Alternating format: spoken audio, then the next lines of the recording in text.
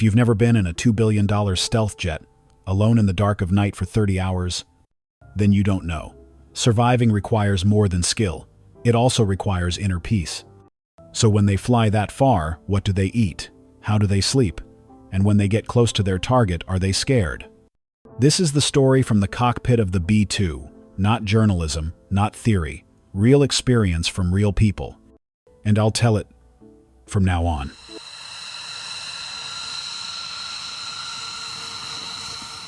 There are long flights, and then there are B-2 flights. I have flown across the Pacific, overnight over the Middle East, and circled back to base in the dark, all in one takeoff. People often ask, isn't it tiring to fly for nearly 30 hours straight? The answer is not simple. Yes, it is tiring, but not the kind of tiredness you get after a long day at work. It is the kind of tiredness where you know that if you make a mistake, you will never get another chance. The B-2 cockpit is not large, but it is enough for two people to survive together for more than a day. We have a small toilet, the chemical type, and a tiny microwave oven against the wall.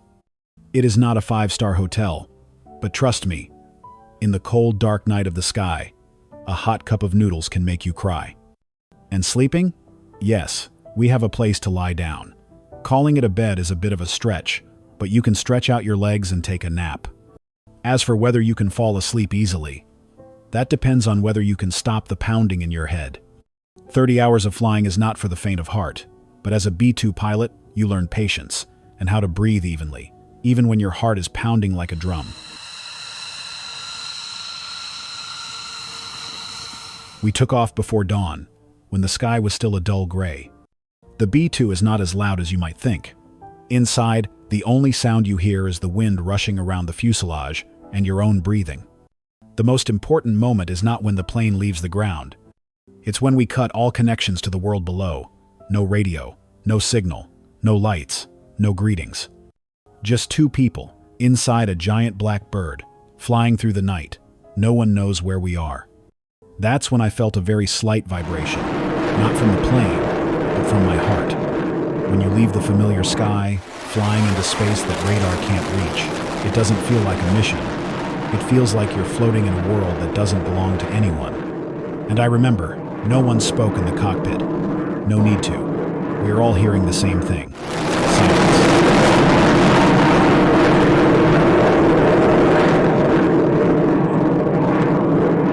There's one thing you'll understand only when you've flown a B-2 mission. There are no drafts. There are no test flights. It's all real, from the first second. When the map shows the red zone, where the enemy radar starts to work, I can feel the atmosphere in the cockpit change. No one says anything, but everyone knows. From now on, no mistakes. I look at my teammate next to me. His eyes are determined. His hands never leave the controls. We review all the parameters: airspeed, wind direction, fuel level, target data. One wrong button press can send the plane drifting just a few nautical miles off the safe zone, and the enemy radar will blink just once. Many people think that flying the B-2 is a computer's job. But no, it's the humans who decide where the plane goes and how it survives. In the first few minutes of entering the darkness of dangerous airspace, you are not afraid of death. You are only afraid of destroying something that has been prepared for months. And you are afraid of not being able to return to tell the story like this.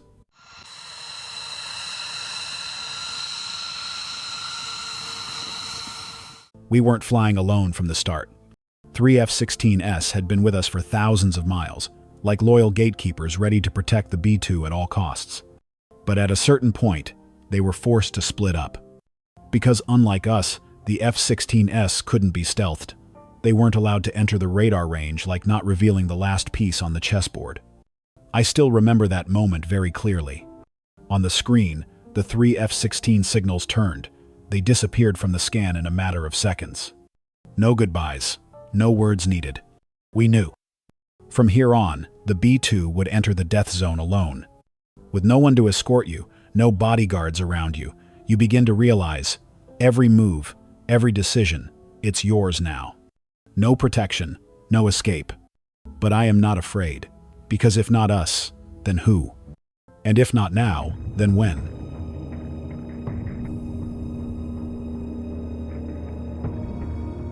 There's a moment in the flight when, despite thousands of hours of training, your heart still pounds like it's the first time. It's when the bomb bay opens. You hear a soft swoosh-like air pushing through a crack. Then the screen shows two GBU-57 Siege weighing more than 30,000 pounds ready. There's no heroism, just absolute alertness. One wrong move, one slight shift in the wind and the whole mission could fail. And we can't go back. There's no second chance. I look at the target on the radar. Small, dim, but that's where America is waiting for an answer. I can feel it, the plane getting lighter. 60,000 pounds are about to leave the hull. And even though it was pre-programmed, it was me who pressed the confirmation button. A click, a moment of silence. And then the bombs fell.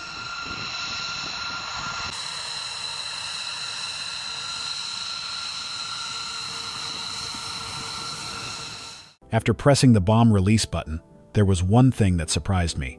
There was no sound, no vibration, no echo. Just a feeling of emptiness. The plane felt lighter, as if I had just let go of a huge burden. We immediately changed direction. We were not allowed to look back. No celebration. No one patted each other on the back. Because the hardest part was still ahead. Returning quietly, undetected, leaving no trace. On the screen, no one knew if the bomb had hit or not, but the enemy radar might have seen the anomaly. We were flying in a stealth corridor. Every coordinate was calculated to the centimeter. Every minute was a question. Have we been detected? Are missiles coming from somewhere? I could feel the cold sweat forming beneath my flight suit, but I couldn't let my hands shake. I couldn't let my thoughts wander. Because with the B-2, silence meant survival.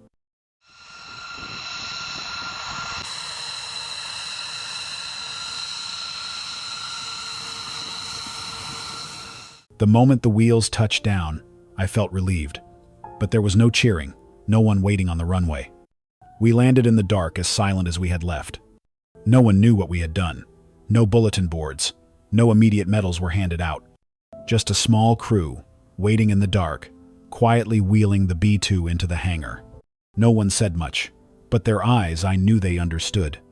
After leaving the cockpit, I stepped down, took off my helmet, and for the first time in 30 hours, I breathed a sigh of relief.